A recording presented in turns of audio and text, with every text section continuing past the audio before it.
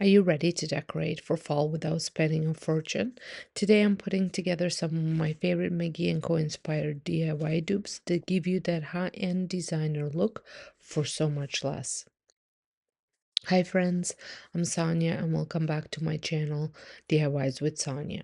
Here I share budget-friendly high-end decor dupes inspired by brands like McGee Co, Pottery Barn, Crate and Barrel, and so much more, so you can get that look for less and create a home you love. I've got some gorgeous fall DIYs for you today and some home decor DIYs that are simple, affordable, and will instantly elevate your space. And trust me, you don't want to miss these. If you love high-end dupes, seasonal decor, and DIY ideas, make sure to hit that subscribe button and tap the bell so you don't miss any of my upcoming projects. And if you enjoyed today's video, please give it a thumbs up. It really helps my channel grow.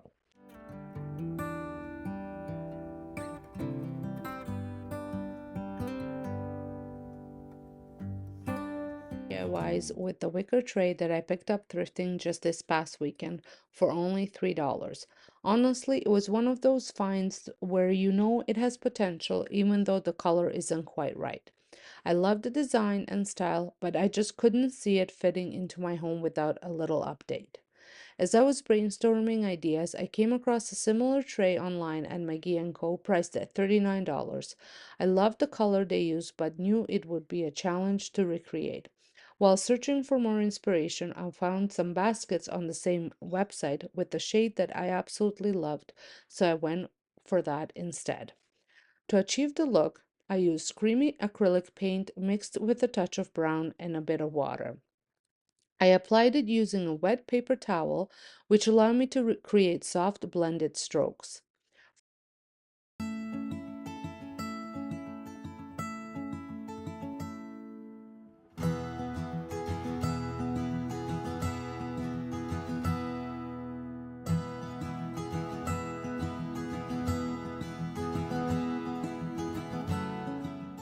For the details and crevices, I used a sponge brush to make sure everything was covered evenly.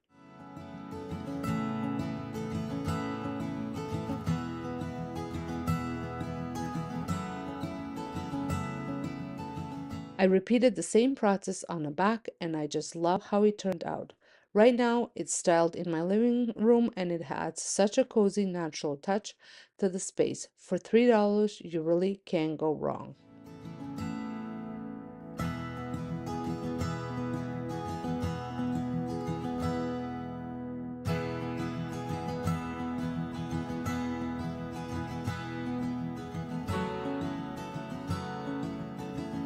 Starting off today's DIYs with a dupe inspired by McGee Co, the mango wood pedestal. Now, I don't have mango wood on hand, but I had a piece of pine that I knew I could work with to achieve a similar look. So I headed to the garage and cut it to size. My main board is about 6 inches wide and I cut two sets of feet, 2 feet that are about 1 inch wide. You can customize the size depending on where you plan to use it, whether in a kitchen, bathroom, or even as a decorative stand. Once all my pieces were cut, I gave everything a good sanding. I used the sanding disc I had on hand, but honestly, I can't remember the grit because it's almost worn out. Typically, I use 220 grit, but since pine is a soft wood, you can get away with a slightly different grit as long as it smooths the edges and adds a little distressing. While I'm sanding, I want to take a moment to talk about today's sponsors. After sanding, I wanted to give my piece a little more character. So I took a drill attachment, a screwdriver works well too, and added small dents and scratches for a more rustic look. Once that was done, I assembled the pieces using wood glue to attach the feet. I did this obviously inside. I also added the hot glue for an instant hold so I could keep working without waiting for the wood glue to dry overnight.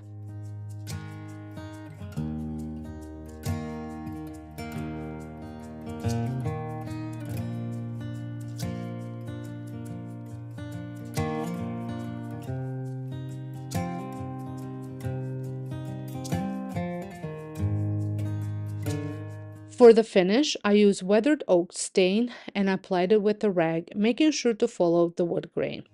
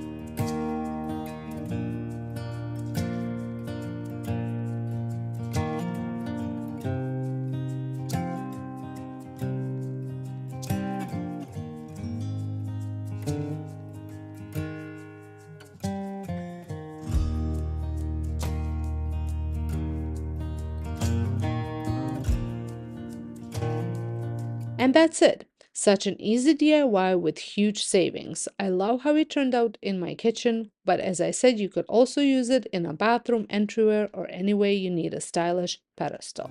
Inspiration for my first DIY came from McGee Co, and as you can see, their print was $42, and it is a bit of a different look inside. It's more like the picture says, storm on the lake.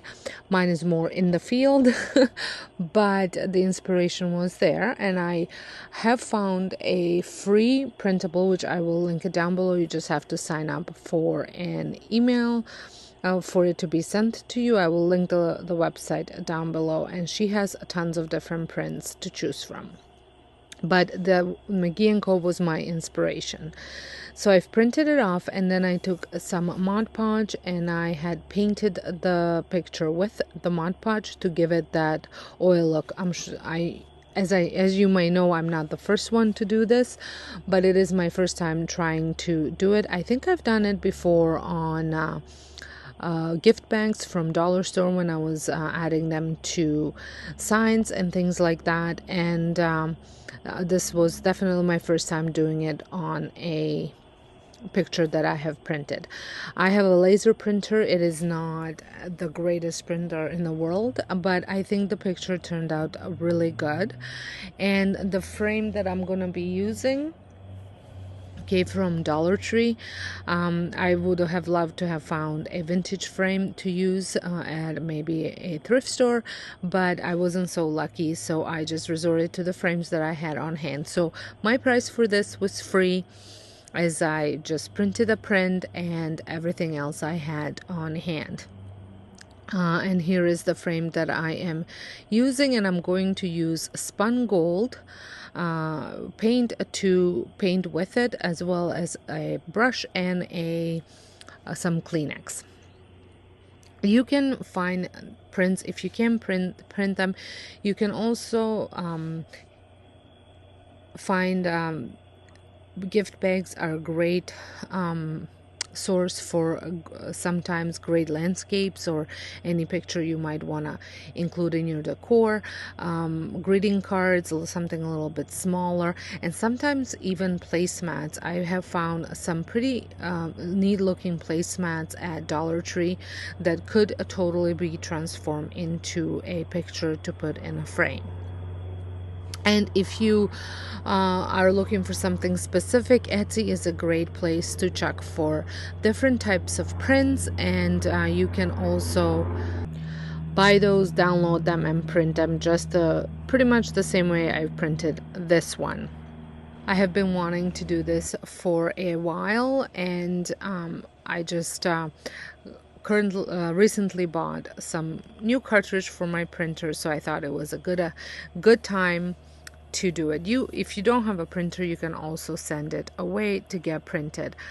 I honestly don't know where I could send mine to get printed in town, because Costco had gotten rid of their photo development center, maybe you can still send it to them. They just don't have it in store. I would have to really look into it. But the size that I was looking for, it was perfectly fine to print it on my printer. So now I'm wiping the paint kind of off and dabbing it on, trying to get into all the crevices. There is a bit of a design on the inside edge, so I wanted to really have that stand out, so that way it has that vintage look. It is an absolutely gorgeous day outside, and I really wanted to do this voiceover out here, but I think every plane has decided to fly over during my voiceover now. So I'm going to try it a little bit more, and if they keep coming, I'm going to have to go inside and do this voiceover. So here it is. I'm just dabbing the paint now just to give it that aged vintage look. And once the picture dries and the frame dries, I'm going to put it together. I have decided to style it in my kitchen to break up some of that white that's my backsplash in the kitchen. I love my backsplash, but sometimes with the counter being white and the backsplash being white, I'm always looking for ways to add color and texture into the space. And here it is. Here it's how it looks. I absolutely love it. It is exactly what I was going for, and the nice thing is at such an inexpensive price, I can definitely redo it for every season. Look. Now moving on to the last DIY. I love using books, decorative books, to decorate either on floating shelves or in my hutch or on top of the coffee table, fireplace, and whatnot. So I had seen this stack of books, and the price is per book. And as you can see, it is $69, which is not overly budget breaking or whatnot, but I do feel that I can make it for almost free. So I just picked out a book from my book stack. I wanted it to have a hardcover, and I think this one would work really good. I originally wanted to make a couple of them just to give couple different sizes look, but I realized once I started doing gathering my supplies for this DIY that I only had scrap pieces of this drop cloth. I for some reason thought I had a full pack of it. But nevertheless, you can make as many as you want. I'm just going to show you how I made this one, and the process would be exactly the same for all the rest of the books that you would want to make. So like I said, you want to pick a hardcover book. I just think that would be easier to work with, preferably something that's not as bright colored as this, because a little bit was showing. And you could also paint the cover in case if you only have the bright colored books. And then to create that design on here, I am adding a good amount of hot glue and just little strips of it, but you want it to be fairly thick. And you want this to completely dry before you move on to the next step, because you don't want to squish it.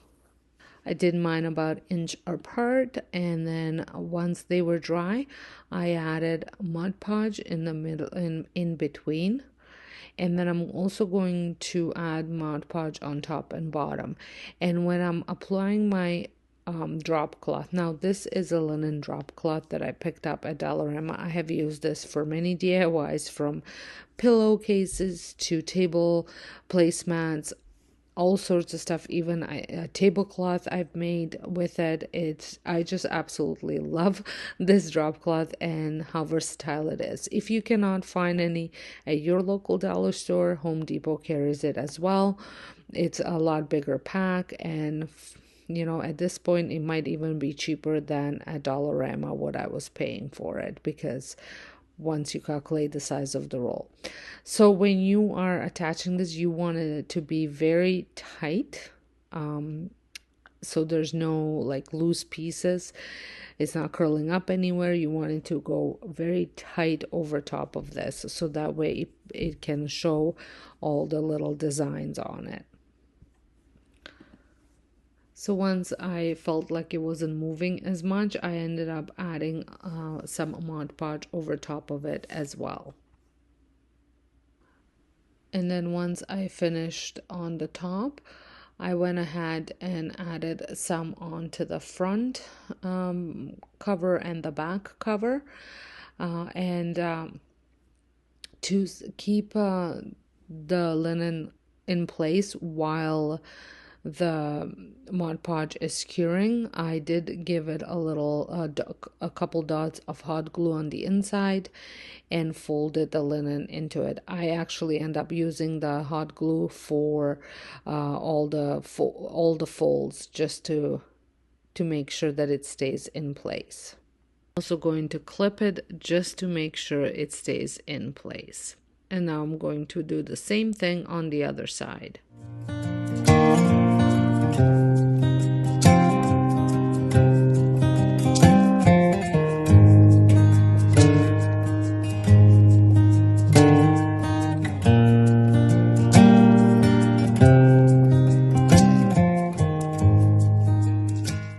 And once it was all done, I did go ahead and add some Mod Podge on top of it as well.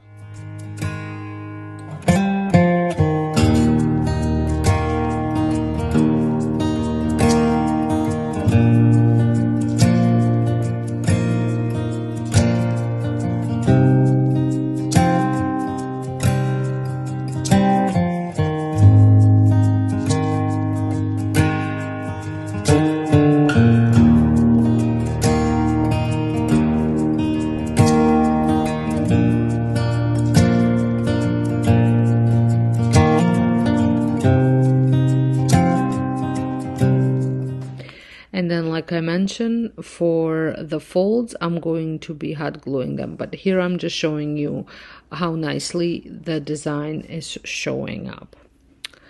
And I'm sure most of you know, I don't know if people did this here as well, but I grew up in Europe. I moved to Canada when I was 16.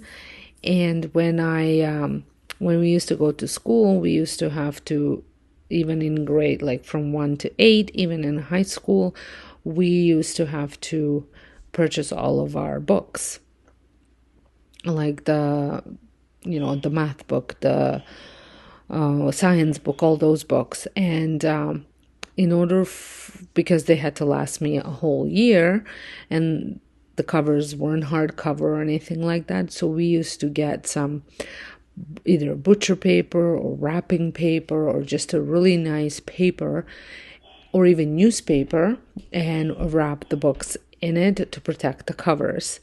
So this is what this had reminded me of doing, is wrapping our textbooks for school. So if you ever wrapped a book, you just do exactly the same thing that you would have done when you were wrapping the book. I think this is going to be such a great addition to my decorating. I'm thinking I might use it on a floating shelf just to lift some decor up, and it will add also a really nice look to it. Well, guys, let me know what you think. I think this turned out really nice. Again, like I said, I absolutely love the way it looks. I think it's going to be such a great addition to my decor. Well, I hope you guys enjoyed this video. If you did, please give it a thumbs up. Don't forget to hit the subscribe button if you're not subscribed, and I'll see you all in my next video. Thanks so much. Starting with what I think is the easiest project of the day, a high-end framed art piece. I found this 12 by 16 stretch canvas at Dollarama for about $3.50, and I paired it with a beautiful fall inspired print I ordered from Temu. These are very inexpensive, usually $2 to $3. It has that moody oil painting look with a soft fall scene and inspired by the Serena Valley print from McGee Co, which retails for $879. Gorgeous, absolutely. Affordable, not so much. To start this DIY, I carefully pulled out all the staples from back of the canvas to separate it from the wooden frame. Keep at least 4 of those staples. You'll use them to secure the corners later. This part is a little tedious, but trust me, it's worth it.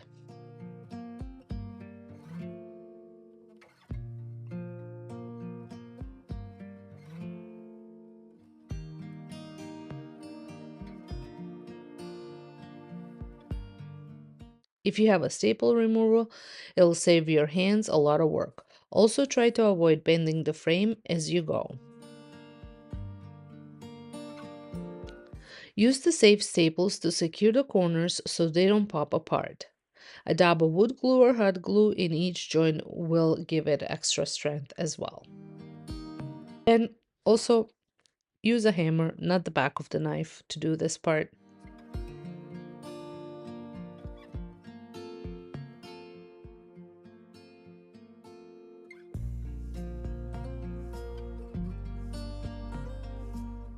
I'm using Dixie Belle's gel stain in walnut for a deep, rich tone.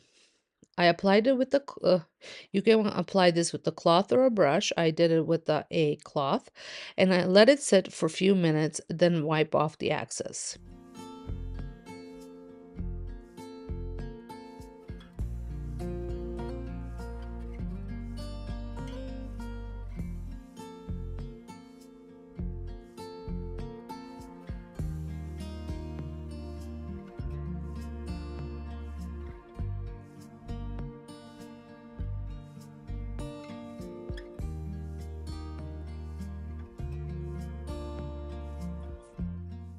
Use a small brush to get into the crevices so you don't leave light patches. You can also do a paint wash if you don't have stain. Mix paint with a bit of water and brush it on us for a similar effect.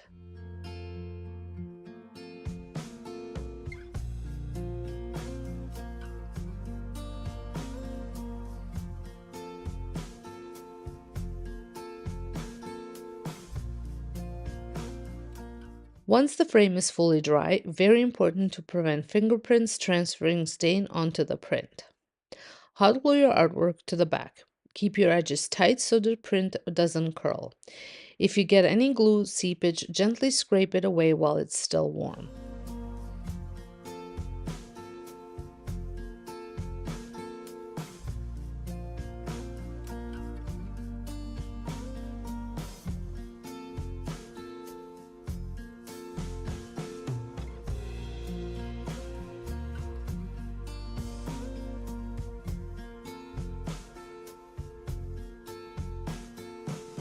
I've shared many different ways to get these prints. Maybe I cannot print them this big at home, but you definitely can take them places to print. But if you are looking just for like an 8x10 print, there's a ton of them free, or you can buy also prints that you can print at home on Etsy. There are many, many choices for you out there.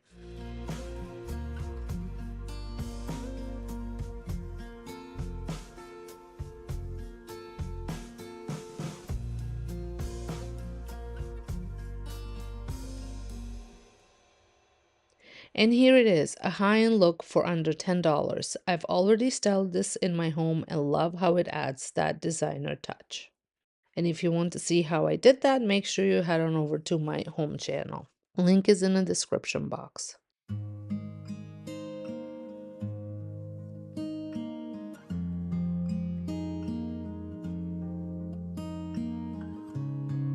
For the last project, I found this ceramic jug at Value Village for $5.99. I knew right away it had McGee Co potential. Their version retails for 38 US dollars, and once converted to Canadian, let's just say not in the budget. I started with a thorough cleaning, again using that white lightning.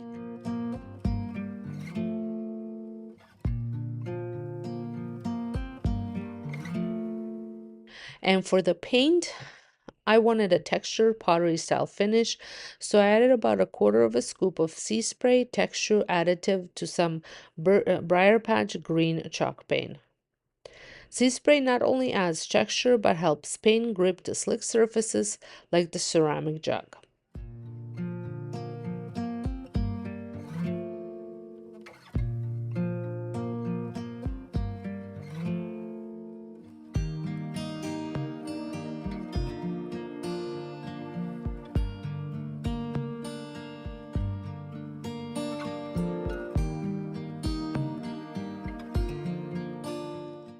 I applied 2 coats for full coverage and also painted the inner rim. When dried, the texture gave it an authentic artisan vibe. It looks like something you'd find at a boutique or designer showroom.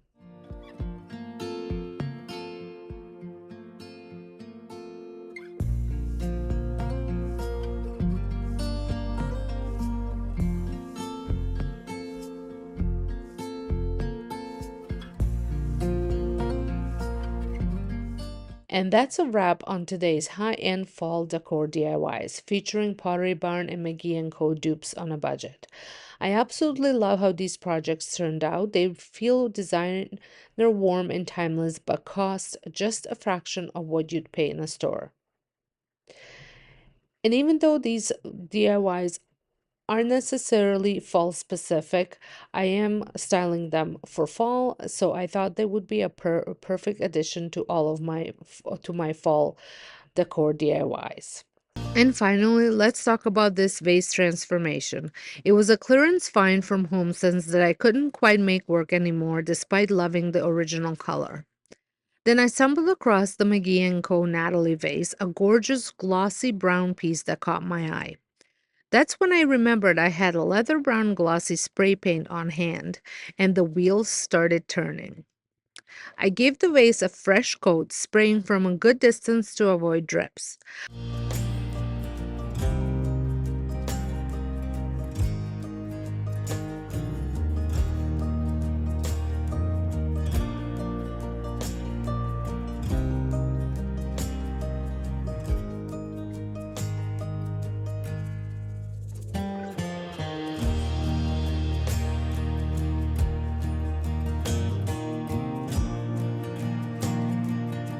After a second pass to cover any missed spots, I ended up sealing it with a clear gloss top coat.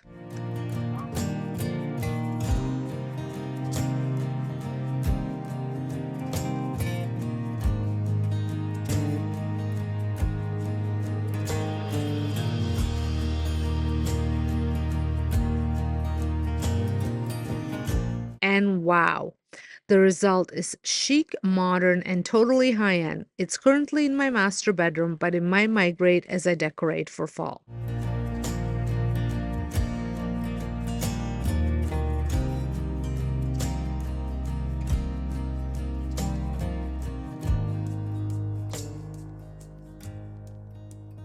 We are kicking things off with a McGee Co dupe, and I am recreating their beautiful scalloped marble bowl without the hefty price tag.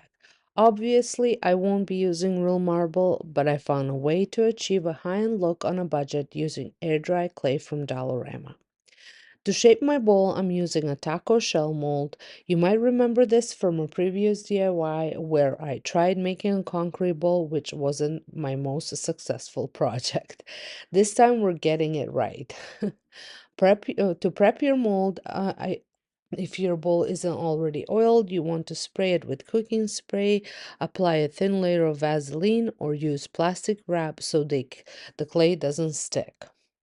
Next, I'm going to roll out my clay and I warmed it up. You want to warm it up with your hands first to make it easier to work with, then using rolling pin to flatten it.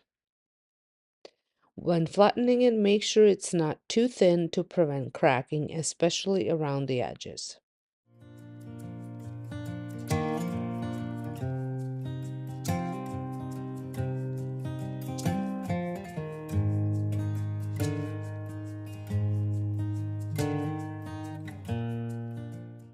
Next, I'm draping the clay over the mold and trimming it to size.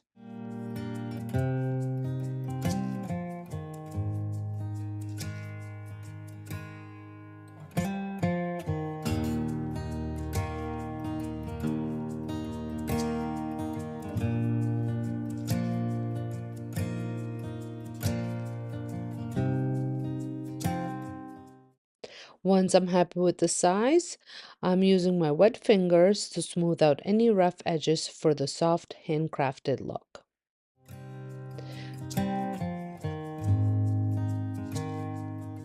Now, slow drying is the key. To prevent cracking, I'm covering it with a damp tea towel and letting it dry for 48 hours. I removed the tea towel halfway through and took out the mold so the bowl could dry evenly.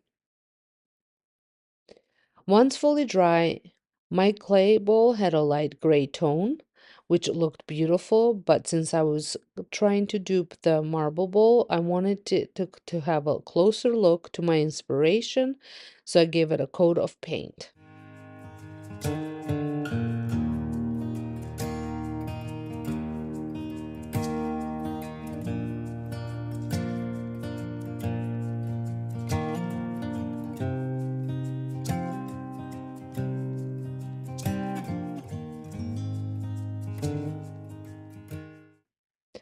To finish, I applied a dishwasher safe Mod Podge, which added a subtle sheen and gave it a more realistic finish.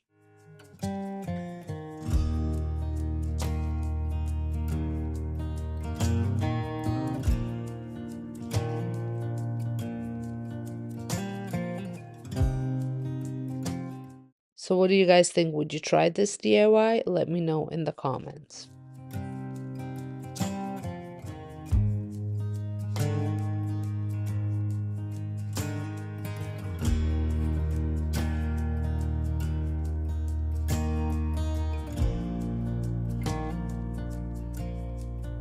Next, we're making a vase inspired by McGee Co's Loeffler Randall Tabitha vase, which retails around $62. I found a similar shaped vase at Dollarama for just $3, and we're going to give the designer look with paint. So for this, you will need a glass vase. Like I said, I picked up mine for $3 at Dollarama. I also used suede paint in olive by Deco Art, a little bit of plaster, which I will show you what I'm using it for at the end, and of course you're going to need a paintbrush, and that's it. So since glass is smooth and doesn't absorb paint well, I applied 2 full coats of this Deco Art suede paint. This paint has a slightly grainy texture which helps mimic the subtle texture of the McGee Co vase. I did wait fully between the coats for it to dry fully in between the coats.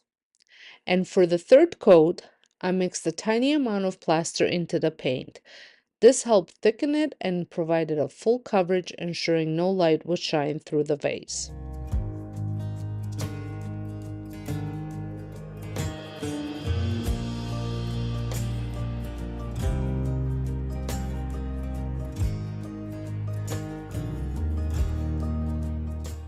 I avoided painting the entire inside, but did coat the rim for a finished look.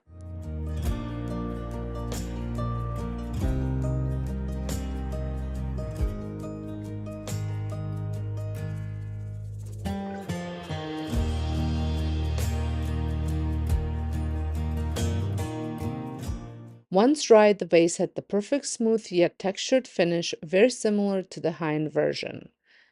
My final cost was under $4 compared to $62 retail.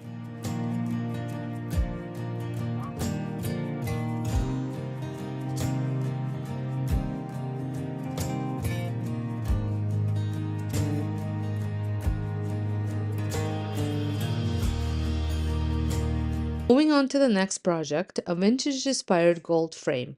I had this 5x7-inch frame with this 4x6 opening from Dollar Tree that cost me around $1.25. That was before the prices went up to $1.50.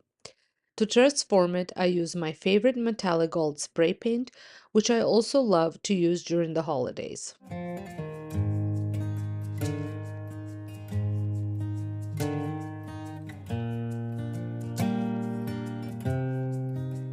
Once the base coat dried, I layered sponge dabbed accents using spun gold, frosted cappuccino, yellow gold, and a touch of black. This layering technique creates a rich aged gold look similar to what you see on Etsy and in high-end decor stores.